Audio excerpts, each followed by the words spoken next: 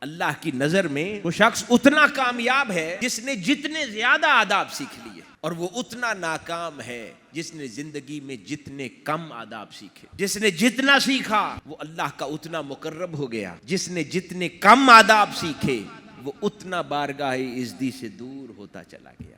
جو حیات انسانی ہے، اس کا کل اگر کوئی ایک جملے میں مقصد سمجھنا چاہے تو وہ یہ ہے کہ اللہ رب العزت نے دین کی شکل میں ہمیں کچھ آداب عطا فرمائے ہیں۔ ہم نے جتنی زندگی گزارتے جانا ہے، بس اس کتاب میں سے وہ آداب سیکھتے سیکھتے یہاں تک کہ انسان کی کوشش ہو کہ مرنے سے پہلے ہر ادب سیکھ لے۔